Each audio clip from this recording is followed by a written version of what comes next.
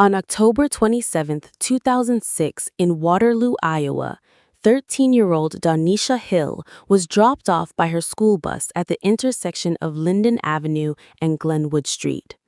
There, she encountered her 60-year-old neighbor, David Damm, who picked her up.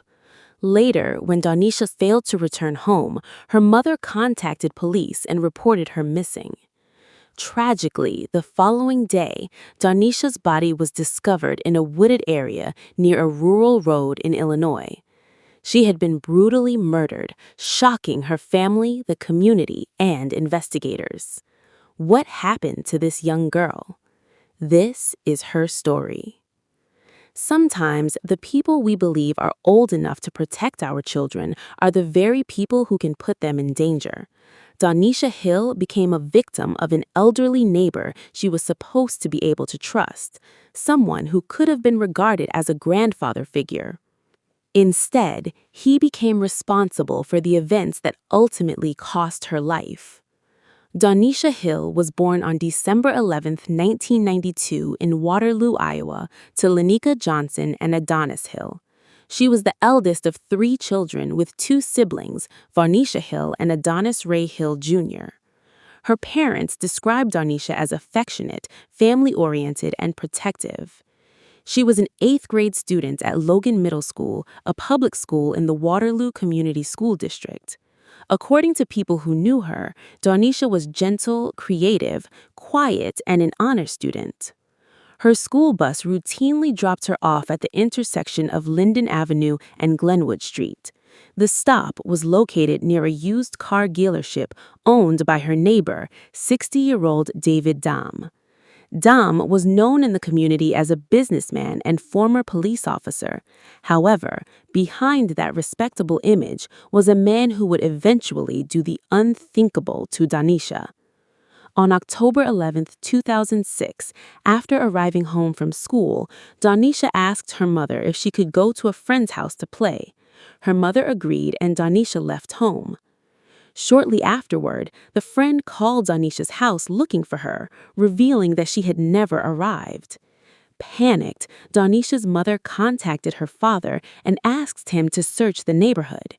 He drove around the area and eventually encountered Donnisha as she was getting out of David Damm's van, which was parked at his nearby used car dealership.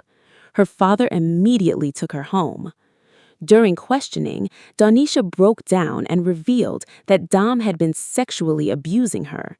She told her family that Damm had invited her into the private office at his used car dealership, locked the doors, and ordered her to remove her clothes. According to her account, she complied because she was afraid of him. After hearing her allegations, the family contacted police that same evening.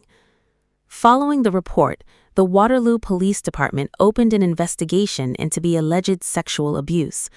Detective Andrea Frana was assigned to the case and interviewed Donnisha. The teenager reportedly described at least 2 incidents in which Damm had sexually abused her. Despite the allegations, Damm was not immediately arrested. Instead, investigators continued gathering evidence while the case remained under investigation. This allowed him to remain free in the community. 6 days after the initial report, Donnisha left her home without permission and returned to Damm's car lot. Her father found her there without her undergarments and contacted police for a second time. When an officer arrived, Donnisha reportedly gave conflicting statements that investigators believed reflected the psychological hold Damm had over her. She admitted having a crush on him and said she was upset that her parents were keeping them apart. At the same time, she told police that she was genuinely afraid Damm would physically harm her. Despite her expressed fear, Damm was not immediately detained. When investigators questioned him, Damm denied having any sexual relationship with Donnisha. He portrayed himself as a friendly and helpful neighbor who simply looked out for children in the neighborhood. He claimed the allegations were fabricated or based on a misunderstanding. Donnisha's parents, however, remained deeply concerned. They had witnessed their daughter's disturbing mixture of fear and attachment toward Damm and realized how serious the situation had become. Her mother, Leonica Johnson, kept Donnisha home from Logan Middle School for approximately 2 weeks in an attempt to keep her away from Damm. The family even considered sending Donnisha to live with relatives in nearby Cedar Falls, Iowa, so she could be separated from him permanently. Ultimately, they decided to keep her at home while imposing stricter restrictions. As Donnisha could not remain out of school indefinitely, her mother began preparing for her return. On October 23rd, Leonica contacted First Student Inc., the school bus provider. She left a message with Cora Turner, the school district's executive director of students, explaining that her daughter had been sexually abused by a neighbor and asking that Donnisha be dropped off closer to home so she could be monitored. Turner confirmed with police that Damm was under investigation and approved a change to Donnisha's bus route. The new arrangement was supposed to drop Donnisha off at the intersection of Willow and Lewis Streets, directly in front of her home. However, while Donnisha was being kept at home, investigators believed Damm was becoming increasingly concerned about the investigation. According to prosecutors, he eventually contacted an acquaintance, Bruce Burt, and offered him money to kill Donnisha. On October 27, 2006, Donnisha returned to Logan Middle School for the first time in 2 weeks. That afternoon, her mother waited near the front window of their home, expecting to see her daughter arrive at the newly assigned bus stop. But Donnisha did not board the new bus. Instead, she boarded her old school bus. When the new bus driver contacted the old bus driver to determine where Donnisha was, students confirmed that she was on the old bus. One driver insisted that she should be taken to her new, safer stop. However, Donnisha pleaded with the driver to let her off at her old stop at Linden Avenue and Glenwood Street, near Damm's car dealership. During the radio communication between the drivers, one driver reportedly issued a chilling warning: "That man's going to kill her." Despite the warning, Donnisha was allowed to get off at the old stop. David Damm was waiting for her in his vehicle. According to prosecutors, he told Donnisha that she was going on a trip to Chicago and drove her to meet Bruce Burt. Donnisha reportedly entered Burt's vehicle believing Damm's story. She thought Burt was taking her toward Chicago, where Damm would eventually meet her. Instead, Burt drove east from Waterloo, crossed the Mississippi River into Illinois, and continued toward Joe Daviess County. According to investigators, Burt turned off his cellular phone during the journey, following instructions allegedly given by Damm to make the trip more difficult to track. Burt eventually drove into a remote area near Galena, Illinois, and pulled onto an isolated wooded area near South Rawdon Road. He then led Donnisha away from the vehicle and into the woods. According to the prosecution's case, Burt struck the 13-year-old in the head with a heavy maul hammer, causing severe blunt force trauma. After she fell, he used a serrated knife to cut her throat. Donnisha was left dead in the wooded area near the rural road while Burt fled the scene and returned to Iowa. Later, Burt met with Damm in Waterloo. Prosecutors alleged that Damm paid him for carrying out the murder and promised additional compensation. Meanwhile, Donnisha's mother became increasingly worried when her daughter failed to return home from school. She contacted Waterloo police, beginning a search for the missing teenager.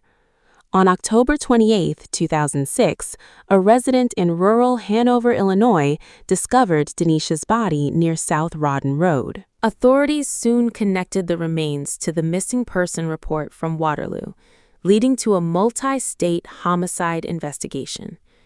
Because Donnisha had disappeared in Iowa, but her body was discovered in Illinois, investigators from the 2 states worked together, with the Illinois State Police and FBI becoming involved. Damm quickly became a primary suspect because he was already under investigation for allegedly sexually abusing Donnisha.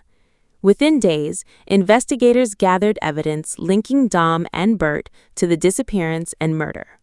Both men were arrested in Waterloo, Iowa, and subsequently extradited to Illinois, where they faced charges related to Donnisha's murder. In December 2006, a grand jury indicted both men. On December 6th, Damm and Burt appeared in an Illinois courtroom and pleaded not guilty to first-degree murder, kidnapping, and conspiracy charges. As the case progressed, however, the alliance between the two defendants collapsed. Facing the possibility of the death penalty, Bruce Burt eventually confessed to his role in the murder. He agreed to cooperate with prosecutors and testify against Damm. In exchange for his cooperation, prosecutors removed the death penalty from consideration. Burt ultimately faced a sentence of natural life in prison without parole. His confession provided prosecutors with crucial details about the murder and Damm's alleged role in arranging it. At Damm's trial in September 2008, Burt became a key prosecution witness. He testified that Damm had paid him to kill Donnisha and described the events leading to her murder. Prosecutors also presented physical, biological, financial, and other evidence to support Burt's testimony. According to prosecutors, Damm was concerned that DNA evidence from the sexual abuse investigation would expose him. Investigators also recovered evidence from the murder scene that helped connect the crime to Donnisha's school day in Iowa, including a Waterloo newspaper and fragments of a note from Logan Middle School. Prosecutors also presented evidence concerning money allegedly paid to Burt after the murder, supporting his account that Damm had arranged the killing. Donnisha's parents, Linden Johnson and Donnisha Hill, eventually faced the men responsible for their daughter's death in court. During the sentencing proceedings, Adonis spoke about the devastating loss of his eldest daughter and the daily relationship they had shared. He said, quote, "We talked every day, morning, afternoon, clockwork. It's just a big loss, end quote. Linden also described the anguish of watching her daughter return to school after spending 2 weeks at home, only for the safety arrangements she had made to fail. In September 2008, a jury convicted David Damm of first-degree murder and sentenced him to death. Damm was subsequently placed on Illinois' death row. However, his sentence would later change because of a major legal development in Illinois. In March 2011, Illinois Governor Pat Quinn signed legislation abolishing the death penalty in the state. As a result, the death sentences of inmates remaining on Illinois' death row were commuted. Damm's death sentence was therefore changed to natural life imprisonment without the possibility of parole. He remained incarcerated in the Illinois Department of Corrections and died in December 2014 at the age of 67. Bruce Burt also avoided the death penalty because of his cooperation with prosecutors. He pleaded guilty to first-degree murder and conspiracy to commit murder, and received a sentence of natural life in prison without parole, along with a concurrent 15-year sentence. Burt remains incarcerated in Illinois, serving his life sentence. The murder of Donnisha Hill remains a devastating reminder of how manipulation, grooming, and failures in protection can place vulnerable children in unimaginable danger. A 13-year-old girl who should have been safely returning home from school instead became the victim of a carefully planned murder. Donnisha's life was tragically cut short, leaving behind a grieving family and a community forced to confront a horrifying betrayal of trust. May Donnisha Hill rest in peace.